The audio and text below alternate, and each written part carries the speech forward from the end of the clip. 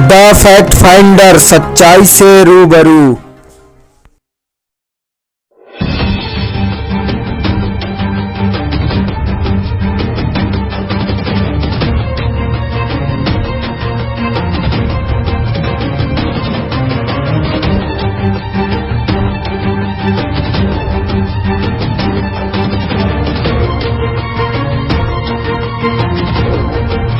Fact finder के world view Hindi में आपका स्वागत है। मिडिल ईस्ट की महत्वपूर्ण खबरों का हिंदी में अपडेट पाने के लिए चैनल को सब्सक्राइब करके बेल आइकन दबा लीजिए। इजराइल और यूएई ने एक समझौता किया है। इस समझौते के साथ ही इजराइल ने वेस्ट बैंक पे अपने कब्जे वाले हिस्से की जो विवादास्पद योजना थी उसको फिलहाल के लिए निलंबित कर दिया है। इस समझौते के बाद संयुक्त अरब अमीरात इस पहला ऐसा खाड़ी अरब देश बन गया है जिसने इस्राइल के साथ संबंध सामान्य करने के लिए समझौता किया हो। जहां यूएई इसे क्षेत्र में कूटनीति की अपनी जीत बता रहा है, तो वहीं इस्राइल इसे दोनों देशों के लिए ऐतिहासिक दिन बता रहा है। लेकिन इस समझौते पर पूरी दुनिया से अलग अलग प्रतिक्रियाएं आ रही हैं। तुर्की इस समझौते पर अपनी कड़ी प्रतिक्रिया देते हुए कह रहा है कि इतिहास यूएई को कभी माफ नहीं करेगा। इजराइल के साथ संयुक्त अरब अमीरात के समझौते के इस ढोंगी रवैये को इतिहास कभी भूल नहीं पाए। उसने अपने हितों के लिए इस तरीके का फैसला किया है।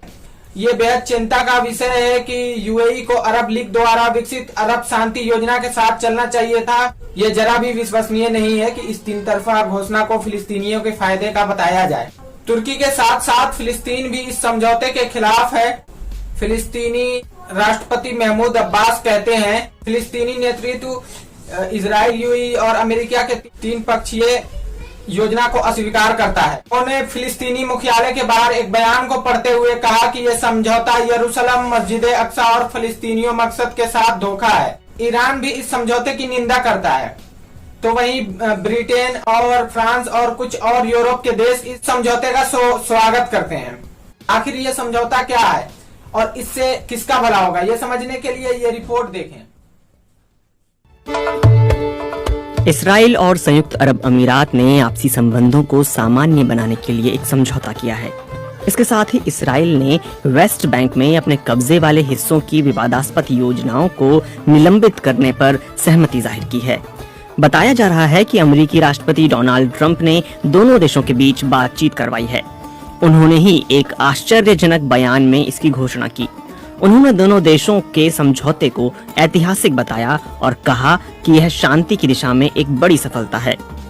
अब तक इसराइल के अरब देशों के साथ कोई राजनयिक संबंध नहीं रहे हैं, लेकिन ईरान से जुड़ी चिंताओं ने इन दोनों देशों के बीच अब एक अनौपचारिक संपर्क को जन्म दिया है। रिपोर्ट्स के अनुसार इस समझौते से फिलिस्तीनी नेता कथित तौर पर हैरान हैं। राष्ट्रपति महमूद अब्बास के एक प्रवक्ता ने कहा कि यह सौदा राजद्रोह से कम नहीं है और संयुक्त अरब अमीरात में मौजूद फलस्तीनी राजदूत को वापस बुलाया गया है। वहीं राष्ट्रपति ट्रंप ने इसराइल के प्रधानमंत्री नेतन्याहू और अबू धाबी के crown prince Mohammed Al Nahyan के बीच समझौते को वास्तव में एक ऐतिहासिक क्षण कहा है। साल 1948 में इसराइल बनने के बाद से यह सिर्फ तीसरा इसराइल अरब शांति समझौता है। इससे पहले मिस्र ने 1989 में और जॉर्डन ने 1994 में एक समझौते पर हस्ताक्षर किए थे। प्रेस से बात करते हुए अमेरिकी राष्ट्रपति ने कहा कि अब जब बर्फ पिघल ही गई है तो मुझे उम्मीद है कि कुछ और अरब मुस्लिम देश संयुक्त अरब अमीरात का अनुसरण करेंगे। उन्होंने बताया कि आने वाले हफ्तों में व्हाइट हाउस में इसके लिए एक हस्ताक्षर समारोह रखा जाएगा। इससे पहले राष्ट्रपति ट्रंप के घोषणा वाले ट्वीट के जवाब में प्रधानमंत्री नेतन्याहू ने हिब्रू में लिखा था ऐतिहासिक दिन। एक टीवी संबोधन में प्रधानमंत्री नेतन्याहू ने कहा कि उन्होंने वेस्ट बैंक पर कब्जा करने की योजना को फिलहाल स्थगित कर दिया है, लेकिन इस योजना से जुड़े दस्तावेज उनकी मेज पर रखे रहेंगे। अगर इसराइल इस योजना पर अभी आगे बढ़ता तो वेस्ट बैंक के कुछ हिस्से आधिकारिक रूप से इसराइल के कब्जे में आ सकते थे। दरअसल वेस्ट बैंक में बनाई गई यहूदी बस्तियों को लेकर इसराइल और फलस्तीनियों के बीच विवाद बना रहा है। वेस्ट बैंक की छोटी सी जमीन पर करीब 30 लाख लोग रहते हैं, जिनमें 86% यानी लगभग 25 लाख फलस्तीनी और 14% यानी 4,27,800 इसराइली बस्तियों के लोग हैं। अधिकतर इस्राएली बस्तियां 70, 80 और 90 के दशक में बसाई गईं, लेकिन बीते 20 सालों में उनकी जनसंख्या दोगुनी हो चुकी है। वहीं फलस्तीनी अपने कब्जे वाले वेस्ट बैंक, पूर्वी यरूशलेम और गजा पट्टी को मिलाकर अपना एक देश बनाना चाहते हैं।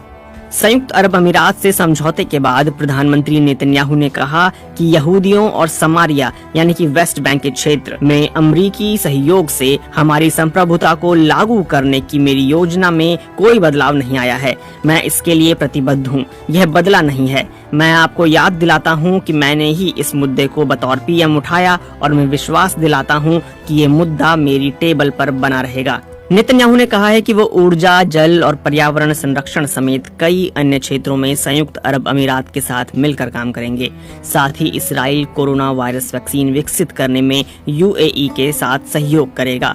बताया गया है कि आने वाले हफ्तों में इसराइल और संयुक्त अरब अमीरात के प्रतिनिधिमंडल निवेश, पर्यटन, सीधी उड़ानों, सुरक्षा, दूरसंचार, प्रौद्योगिकी, ऊर्जा, स्वास्थ्य, संस्कृति, पर्यावरण, पारस्परिक दूतावासों की स्थापना और अन्य क्षेत्रों में आपसदारी स्थापित करने के लिए द्विपक्षीय सौदों पर हस्ताक्षर करेंगे। यह कार्यक्रम अमेरिका में आयोजित होने की संभावना है।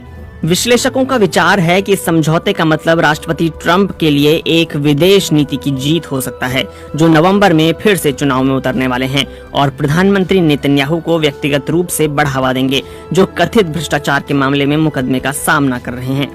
कोरोना वायरस महामारी के खिलाफ अपनी रणनीति के लिए ये दोनों नेता आलोचनाओं का सामना कर रहे हैं और इनकी साख खराब हुई है।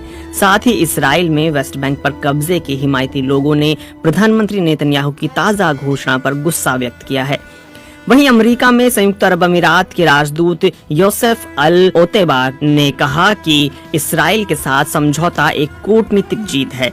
इससे अरब और इसराइल के संबंध निश्चित रूप से आगे बढ़ पाएंगे, जिससे तनाव कम होगा और परिवर्तन की नई सकारात्मक ऊर्जा बनेगी। ट्रंप के वरिष्ठ सलाहकार जैरेड कुशनर ने कहा है कि उन्हें नहीं लगता कि इसराइल अमेरिका के साथ चर्चा किए बिना वेस्ट बैंक पर कोई कदम उठाएगा। उन्होंने कहा कि उन्हें इसराइल और यूएई के बीच बहुत जल्दी संपर्क स्थापित होने की उम्मीद है। पूर्ण राजनयिक संबंधों की स्थापना, दूतावासों का आदान प्रदान और इसराइल यूएई के बीच सामान्य व्यापार संबंध एक महत्वपूर्ण कूटनीतिक कदम है, लेकिन इस बारे में अनिवार्य रूप से कुछ सवाल उठते हैं। क्या इस समझौते का पूरा वादा साकार हो पाएगा और क्या अन्य खाड़ी देश भी इसी तरह का रास्ता अपना सकते हैं? यह देखना भी महत्वपूर्ण है कि इस समझौते में क्या नहीं है।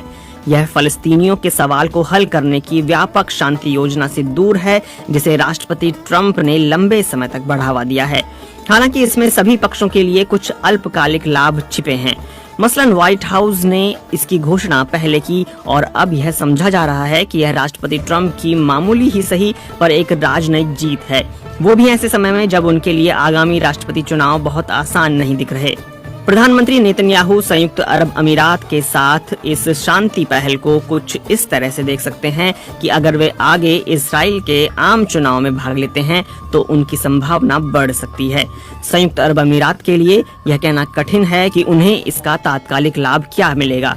हालांकि अमेरिका के साथ उनके संबंध मजबूत होंगे और इसराइल के साथ समझौते से उन्हें महत्वपूर्ण आर्थिक, सुरक्षा और वैज्ञानिक लाभ मिल सकते हैं।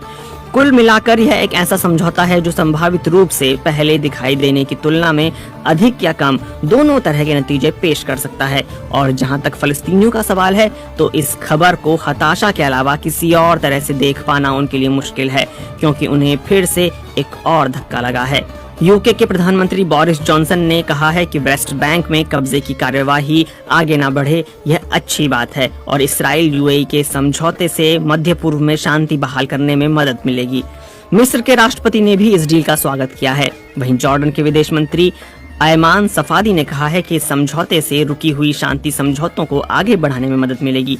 लेकिन फलस्तीन के एक वरिष्ठ अधिकारी हनान अशराफी ने इस डील की यह कहते हुए निंदा की है कि यूएई इसराइल के साथ अपने गुप्त संबंधों और सौदों पर अब खुलकर सामने आ गया है। उन्होंने प्रिंस मोहम्मद को कहा, तुम्हारे ये दोस्त बस कहीं तुम्हें बेच ना दें। ईरान की तस्नीम न्यूज एजेंसी के अनुसार ईरान के रेवोल्यूशनरी गार्ड्स ने इस समझौते को शर्मनाक बताया है और गजा और हमास में सक्रिय मिलिटेंट संगठनों ने भी इस डील को अपने लोगों की पीठ में छुरा घोंपने जैसी हरकत करार दिया है। हमसे जुड़े रहने के लिए हमारे YouTube चैनल को सब्सक्राइब करें और नई वीडियो की नोटिफिकेशन के लिए बेल आइकॉन को दबाएं।